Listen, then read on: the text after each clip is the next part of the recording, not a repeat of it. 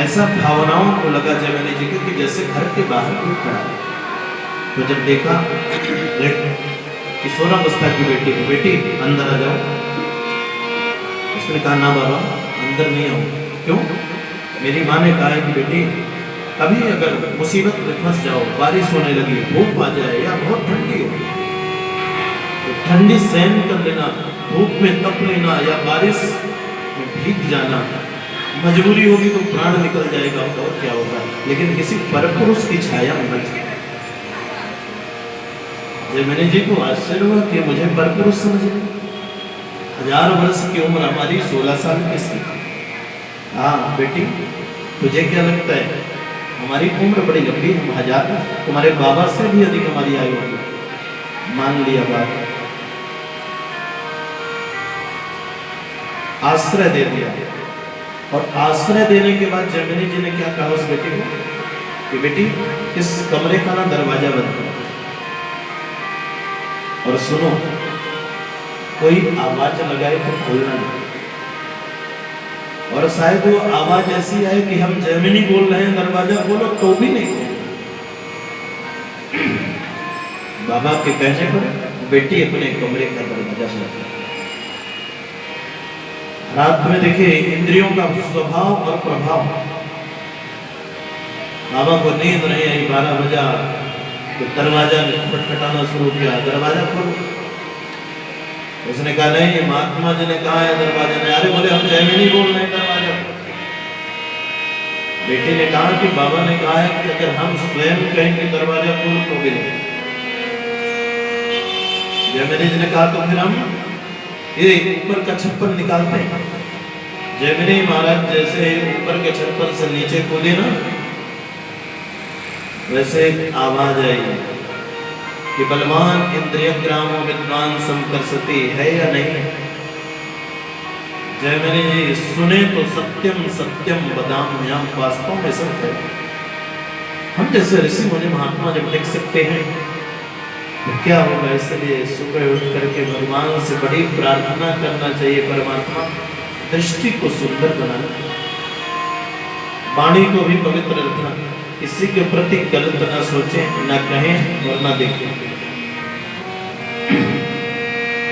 हर सुबह इसीलिए हम हस्तरेखा को देखते हैं, प्रणाम करते हैं, भगवान से निवेदन। तो सुदामा जी कहते हैं विरक्त इंद्रियार्थेषु, और आगे जो शब्द है वो और अच्छा है, प्रशांतात्मा जितेंद्रिय। प्रशांत किसे कहते हैं? एक होता है शांत और दूसरा होता है प्रशांत। शांत किसे कहते हैं? शांत उसको कहते हैं जिसको कभी कभी क्रोध आ जाए, लेकिन जिसे जीवन में कभी क्रोध ही ना आए वो कौन है? प्रशांत। भगवान को शांताकारम कहा गया है। क्यों? क्योंकि भगवान के भक्तों के ऊपर जब अत्याचार अन्याय आरंभ होता है, दैत्यों के द्वारा, राक्षसों के द्वारा भक्तों को प्रताड़ित किया जाता है, और वो भक्त जब भगवान को पुकारता है तो भगवान को कभी कभी क्रोध आ जाता है। प्रहलाद जी महाराज को जब हिरण्यकश्यप के द्वारा प्रताड़ना, यातना, कष्ट आरंभ किया गया, देने लगे राक्षस लोग, तो भगवान से सहन नहीं हुआ और भगवान ने उग्र रूप धारण किया, क्रोध में आ गए। उग्रवीरं महाविष्णु ज्वलंतं सर्वतोदिशं नृसिंहं भीषणं भद्रं मृत्युं नमाम्यहम्। क्रोध आ गया, लेकिन प्रशांत कौन है? जिसको कभी क्रोध, और वो संज्ञा किसको मिली है? सुदामा जी, प्रहलाद जी को। प्रहलाद जी के जीवन में कितना संकट आया,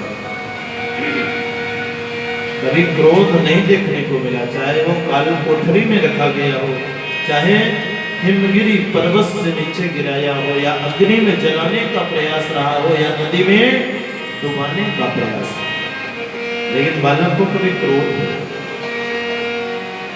सुदामा जी महाराज के जीवन में कितनी घटनाएं घटित हुई होंगी, ये प्रसंग हमें एक शिक्षा देता है।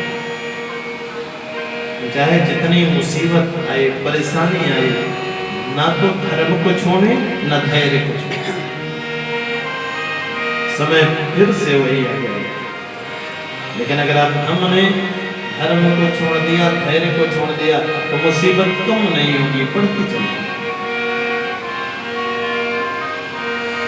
प्रशांत आत्मा इतना कष्ट पाने के बाद 4-4 दिन भूखे रहे और कभी क्रोध नहीं, कभी किसी से याचना नहीं,